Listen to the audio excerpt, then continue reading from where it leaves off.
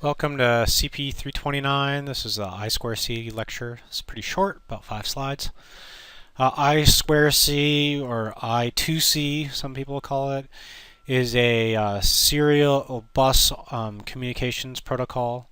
I guess it really stands for Inter-Integrated Circuit, II, right? So I squared. Designed by Philips for low-speed communications. The really attractive thing about it is it only uses 2 wires. It's a synchronous protocol, but it still uses data and clock. Um, and the way that we actually, like in SPI, the way we selected multiple different devices is we had to run a wire, a slave select signal to each individual device, and that determines who we're writing to or reading from. Here, what we do is we send an address on the data bus first, and if, let's say, it matches your address, there's a command in there that says you either need to read or write. That command then needs to be sent to say, okay, now you either read or write, and then data can be transferred. So devices need to have unique I2C addresses because of this, and so many passive devices just have a fixed I2C address, but many active devices like a microcontroller, you can actually set up your own address. So let's say you had a microcontroller like this. This one's from Philips, I guess. So here's your serial clock. Serial clock goes to all the different devices, and then serial data lines also go to the different devices. Of course, what's missing in this diagram is there's a common ground. Don't forget the common ground.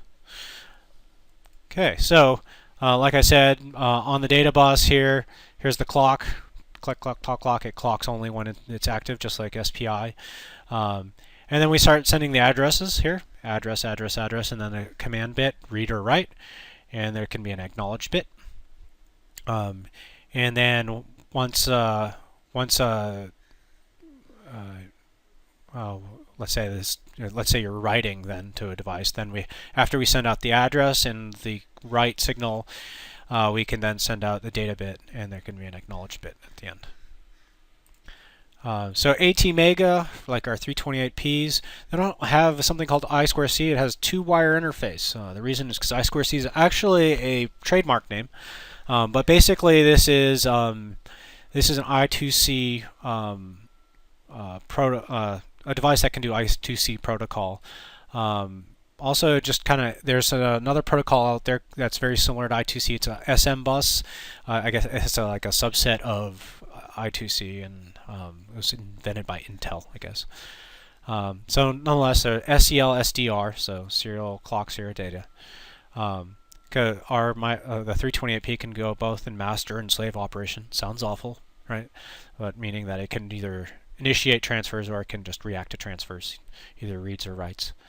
So it allows 7-bit address space up to 228 different addresses can be programmed with, and it can operate as a transmitter or receiver. Up to 400 kilohertz of data transfer speed. For reference, SPI is maybe 2 megahertz rather than 400 kilohertz.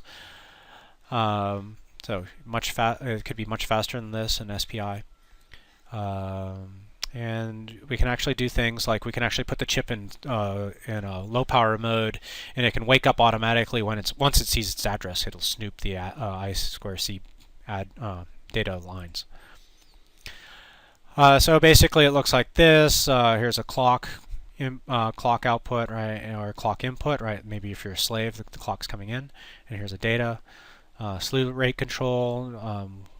Slew rate is the rate of rising of the signals, basically, and we can actually slow it down or make it go faster. If we go too fast, it creates a lot of high frequency noise, so we may not want to do that.